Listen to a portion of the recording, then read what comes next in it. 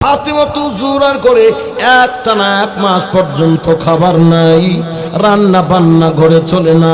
কোনদিন বিবি কোনদিন স্বামীকে পেরা দেয় নাই, সন্তানরাও কোনদিন তার বাবাকে পেরা দেয় নাই, মাকে পেরা দেয় নাই। ওর হলে আর কোনো ফ্যামিলিতে যদি সকালে যদি রান্না না হয়, দুপুরেও যদি রান্না না হয়, আমার আপনার ঘরের মধ্যে পেরাইবনি। কথা কোন আপনারা মনে সাহাবীর মতো নই। আপনার বউ উচ্চা দাঁড়াইব, যদি আমারে খাওন না দিতা পারবা বিয়া করছিলা কেনে? কথা কোন ঠিক নেই। কিরে গোলামের ঘরের গোলাম, এই গোলামের ঘরের গোলাম, খাওন না দিতে মানে বিয়া করছিলি কিরে? কথা কোন না। সন্তানগুলি খাবার না পাইলে এ মুমিন লাথি দিয়া শোকেস বেঙ্গালায়। কথা কোন না করে খাওন নাই তো দূরের কথা, এক রকমের খাবার যদি মন মতো খাওন না তাহে এর ফরে দৌ প্লেট ভেঙে লাথি দিয়ে ফেলাই দেয়, গ্লাস ভেঙালায়, চোখের মধ্যে লাথি মারে। এটা কি রাঁধছো? এই রান্না দিয়া খাওন চলে না, খাইতাম পারতাছি না। এটা কি রাঁধছো? আরো ভালো রান্না করো নাই কেন? মুরগি পাক করো নাই কেন? গোস্ত পাক করো নাই কেন? কথা কন্টিনিউ। কিন্তু যুবক রে, টানা 1 মাস পর্যন্ত ঘরের চুলায় আগুন নাই, এরপর ঘরে কোনো অশান্তি নাই, ঘরের মধ্যে সুখ শান্তির কোনো অভাব নাই। জোরে জোরে কন্যা আল্লাহু আকবার। কেন ছিল? তার কারণ হলো ঘরের ভিতরে খাবার নাই, কিন্তু দিন ছিল। আল্লাহর হুকুম নবীর তরিকা অনুযায়ী চলেছে। দিনের বোঝ সন্তানদের ভিতরেও ছিল, দিনের বোঝ মায়ের ভিতরেও ছিল, দিনের বোঝ বাবার ভিতরে ছিল। নবীর তরিকা পূর্ণাঙ্গ রূপে মানছে, এই জন্যে সেই ঘরে আগুন ছিল না, অশান্তি ছিল না, শান্তি এরকম ভাবে ভরপুর ছিল। আমার ঘরে এরকম অশান্তি লাগবে কেন খাওন না থাকলে? কারণ হলো আমরার ঘরে দিন নাই, আমরার ঘরে কোরআন হাদিসের কোনো অবস্থাই নাই। জোরে কোন ঠিক না বেঠি? তাইলে বোঝা গেল আল্লাহ রাব্বুল আলামিন ঘোষণা দিয়েছেন, ও বান্দা বান্দিরা, শান্তি যদি পেতে চাও, সফলতা যদি পেতে চাও, কামিয়াবি যদি হতে চাও, তোমরা আমি আল্লাহর হুকুম মানো, আমার নবীর তরিকায় তোমরা চলো। নবীর তরিকায় যারা চলছে তারা সফল কাম হয়ে গেছে। এরকম কিয়ামত পর্যন্ত যারা নবীর তরিকা মানবে, আমার নবীর তরিকা অবলম্বন করবে, তাদের ঘরে কোনোদিন অশান্তি আসবে না, অশান্তি আসতে পারে না। হয় আমার ঘরে শান্তি আসবে না। আমরা জীবনে বহু তেমন ফ্যামিলি দেখেছি, টাকাও নাই, পয়সাও নাই, বাড়ি গাড়িও নাই, এরকম অর্থ করিও নাই, বিছানাপত্র ঠিক মতো নাই। এ মুমিন, খাবার খাইতে গেলে এক বেলা খাবার জোটে, আরেক বেলা খাবার জোটে না। কিন্তু দেখা গেল ওই ঘরে খাবার দাবার না থাকলেও, ভিআইপি বিছানাপত্র না থাকলেও সেই ঘরের মধ্যে দিন আছে, ইসলাম আছে। আমরা দেখি পক্ষান্তরে সেই ঘরের মধ্যে টাকা পয়সা নাই, খাবার নাই, 2 বেলা পর্যন্ত রান্না বান্না হয় না, ঘরের ভিতরে তাকাইলে কোনো অশান্তি খুঁজে পাওয়া যায় না। জোরে কোন, আরো জোরে কোন ঠিক না বেঠি? কিন্তু আমার যুগে এমন বহু দেখেছি, এর মুমিন কোটি কোটি টাকার মালিক, জমিনে সারা জমিনে তার শত শত কানি জমি, তাদের জমিনের অভাব নাই। ওরখলিয়াতে বিশাল বড় বাড়ি, এমন বাড়ি আর ওরখলিয়াতে কয়েকজনের আছে, সবার নাই। ব্রাহ্মণ বাড়ি আর জমিনে তাদের 2টা বাড়ি আছে। ঢাকার শহরে কয়েকটা ফ্লোর আছে। বিবিও অনেক সুন্দরী, এলাকার মধ্যে গণাবাচা সুন্দরী, সবল সুন্দরী একত্রিত করলে এই সুন্দরের লোকে যায় না। এর মুমিন বিছানাপত্র ভিআইপি আরামের কম্বলে ঘুমাইতে যায়, কিন্তু দেখা গেল সব কিছু আছে, উন্নত মানের, কোন জিনিসের কোন দিক দিয়া কোনো অভাব নাই। খবর লেয়া বহু দেখছি রে মুমিন, সব কিছু আছে, এই ঘরে শান্তিটা নাই। জোরে কোন, এই জোরে কোন ঠিক নেই? এ মুসলমান, দেখবেন টাকা পয়সার অভাব নাই, বাড়ি গাড়ির অভাব নাই, সন্তান তার কথা শোনে না। এ মুমিন, কোটি কোটি টাকার মালিক সন্তান গাঞ্জা খায়, মদ খায়, ইয়াবা খায়, ডাকাতি করে, আছে না নাই? সন্তান মাদক করে, মাদক কইরা ঘরের মধ্যে লড়য়া ঘন্টার পর ঘন্টা ভরে দেয়। আরে মুমিন, সব কিছু আছে, কিন্তু দেখা গেল ঘরের ভিতরে স্বামী স্ত্রীর মধ্যে কোনো মিল মহব্বত নাই। আমি আপনাকে বলছি, কি হবে আপনার টাকা দিয়া? কি হবে আপনার কোটি কোটি টাকা দিয়া? কি হবে সুন্দর দালান কোঠা দিয়া? কি হবে আপনার আরামের বিছানা দিয়া? কি হবে রে আপনার এই বেশ পোশাক দিয়া?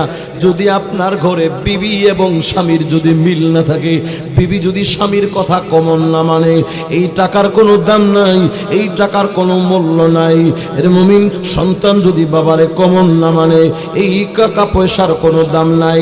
এর মুমিন, মানুষ যদি করে ঘরেও ঘুমায়, খাবার দাবার যদি ঠিক মতো না পায়, এর মুমিন, করে ঘরেও যদি ঘুমায়, আর স্বামী স্ত্রী যদি মিল থাকে, দুইজন যদি ভালোবাসা থাকে, বন্ধন থাকে, দুজনের মধ্যে মিল মহব্বত থাকে, টাকা পয়সার দরকার নাই।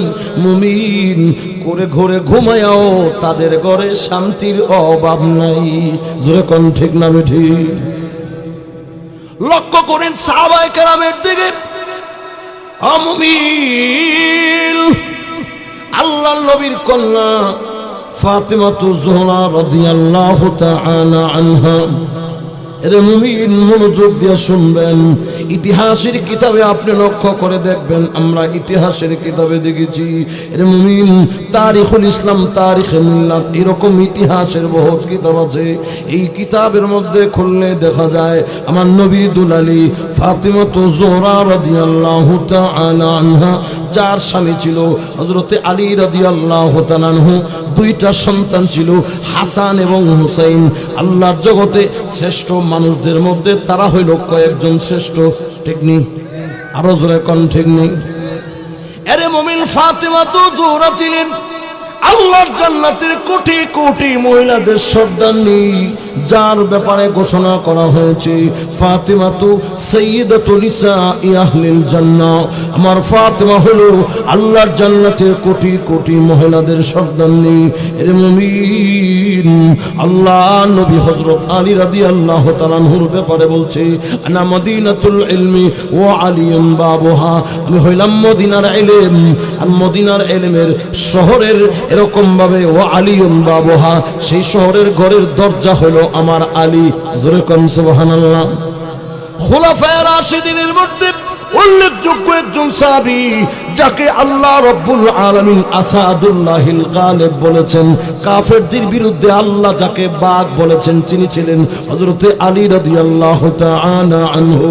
এর মুমিন, এরপরে দুইজন সন্তান ছিল, হাসান এবং হুসাইন রাদিয়াল্লাহু তাআলা আনহুমা। যে হাসান হুসাইনের ব্যাপারে আল্লাহ নবী মুহাম্মদুর রাসূলুল্লাহ বলেছেন, আল হাসান ওয়াল হুসাইন সাইয়্যিদা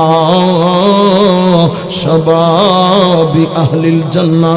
আমার হাসান হুসাইন হলো আল্লাহর জান্নাতের কোটি কোটি যুবকদের সর্দার। জোরে কোন আল্লাহু আকবার।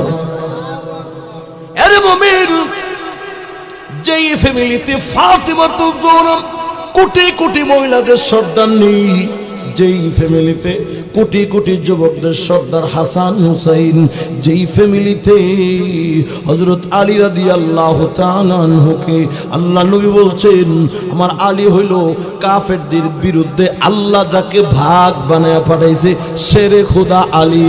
জোরে কোন আল্লাহু আকবার।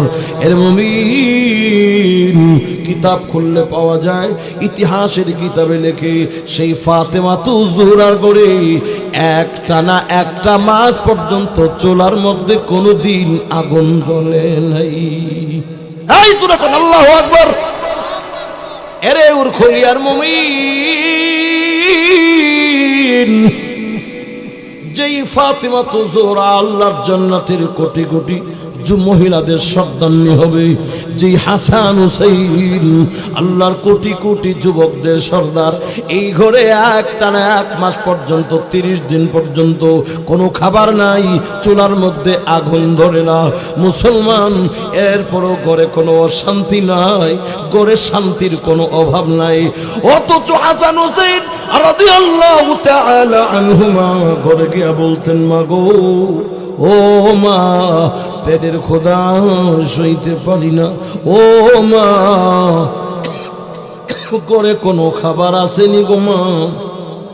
ফাতেমা তো জোরা ডেকে ডেকে বলতো, ওরে হাসান, ও হুসাইন, না বাবা, ঘরে কোনো খাবার নাই, ঘরে চুলার মধ্যে কোনো আগুন নাই, কোনো আওয়াজ দেয় না, কোনো কথা বলে না।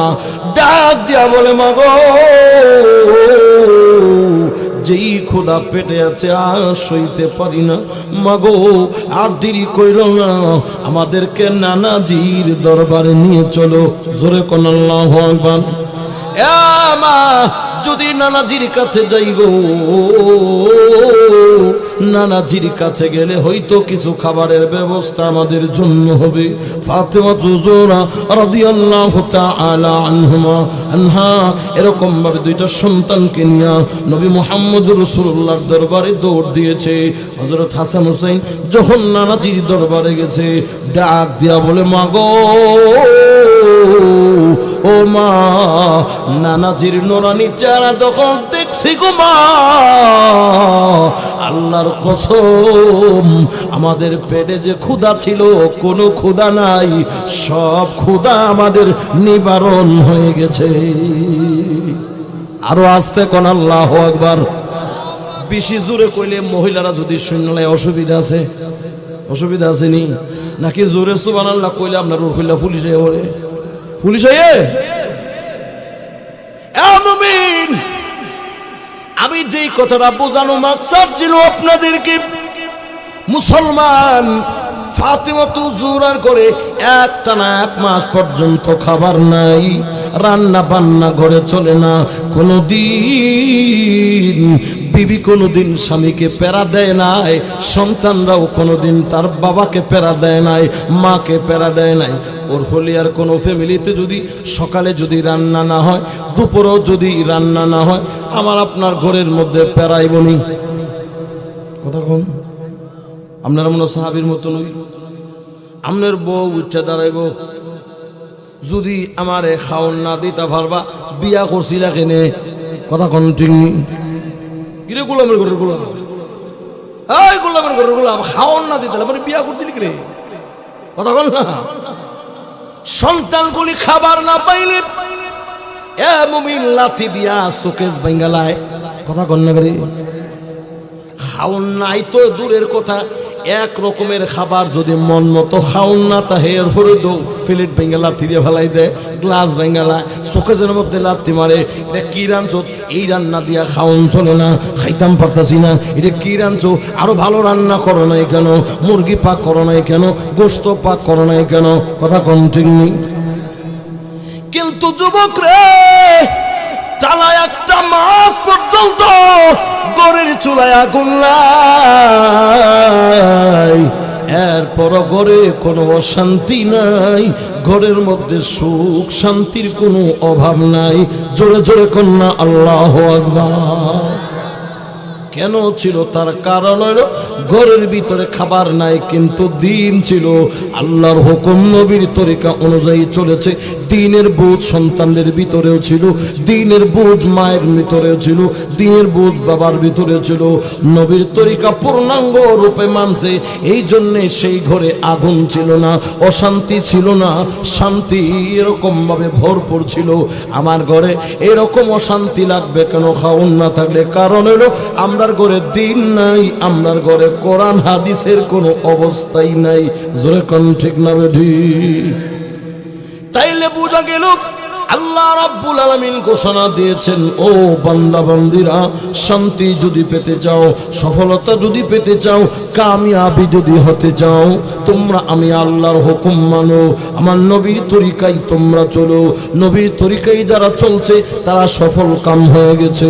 এরকম কিয়ামত পর্যন্ত যারা নবীর তরিকা মানবে, আমার নবীর তরিকা অবলম্বন করবে, তাদের ঘরে কোনোদিন অশান্তি আসবে না, অশান্তি আসতে পারে না। জোরে কোন ঠিক নেই? তাদের প্রতি আল্লাহ খুশি, তাদের প্রতি মদিনাওয়ালা নবী খুশি। আল্লাহ তো কালামে হাকিমের মধ্যে জানা দিয়েছেন, রাদিয়াল্লাহু আনহুম ওয়া রাদু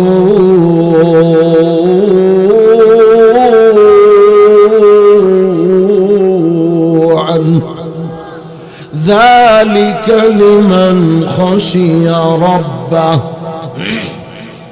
আল্লাহ সার্টিফিকেট দিয়েছেন, আমার নবীর সাহাবী যারা আমি আল্লাহ তাদের প্রতি সন্তুষ্ট। সুবহানাল্লাহ, আস্তে কোন। ওয়া রাদু আন, এবং আমি আল্লাহ তাদের প্রতি সন্তুষ্ট, সাহাবীরাও আমি আল্লাহর প্রতি সন্তুষ্ট। সুবহানাল্লাহ কোন। কেমনে সন্তুষ্ট হইছে? আমার নবীর সাহাবীরা পূর্ণাঙ্গ রূপে আমার নবীর তরিকা মানছে, নবীর দ্বীন আদর্শ মানছে, চুল পরিমাণ নবীর দ্বীন আদর্শ ছুটতে দেয় নাই। জোরে কোন ঠিক না ঠিক?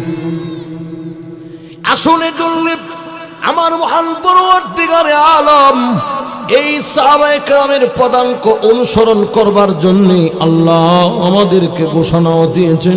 আল্লাহ সূরা এরকম ভাবে বাকারার মধ্যে আমাদেরকে দিক নির্দেশনাও দিয়েছেন, আমিনু কামা আমানান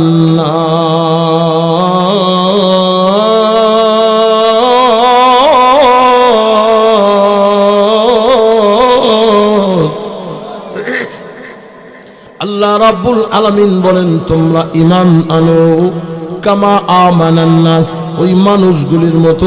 তাফসীরের কিতাবে উল্লেখ করা হয়েছে ওই মানুষগুলো কারা? ওই মানুষগুলো আর কেউ নয়, আল্লাহর নবীর সাহাবীরা। জোরে কোন সুবহানাল্লাহ। আরে মুমিন, নবীর সাহাবায়ে কেরাম নবীর তরিকা মানছে, নবীর আদর্শ মানছে, নবীর জন্য জীবন পর্যন্ত বিলীন করে দেওয়ার জন্য প্রস্তুতি নিয়েছে। এই জন্য মহান আল্লাহ রাব্বুল আলামিন আমার নবীর সাহাবায়ে কেরামের প্রতি আল্লাহ খুশি হয়েছে এবং আল্লাহ বলে দিয়েছেন, এই রকম ভাবে নবীর সাহাবীরা যেমন ভাবে আমার নবীকে মাইনা সফল কাম হয়েছে, তোমরাও যদি নবীর সাহাবায়ে কেরামের মতো এমন নবীর আশিক হইতে পারো, নবীর তরিকা মানতে পারো, তোমরাও সফল কাম হয়ে যাবে। জোরে কোন সুবহানাল্লাহ। রাদিয়াল্লাহু আনহুম ওয়া রাদু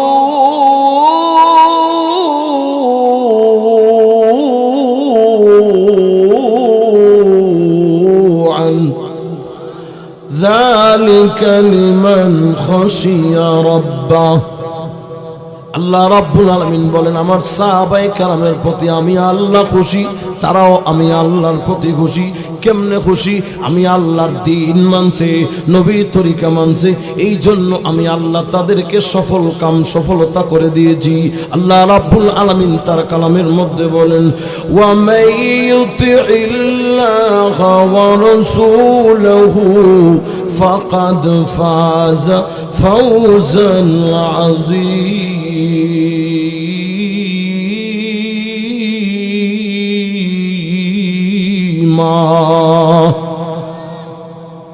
এ মুমিন, সাহাবায়ে কেরাম দুনিয়ার পাগল হয়ে আল্লাহকে রাজি খুশি করে নাই, দুনিয়ার অর্থ সম্পদের পেছনে পড়ে আল্লাহ রাব্বুল আলামিনের সন্তুষ্ট অর্জন করে নাই।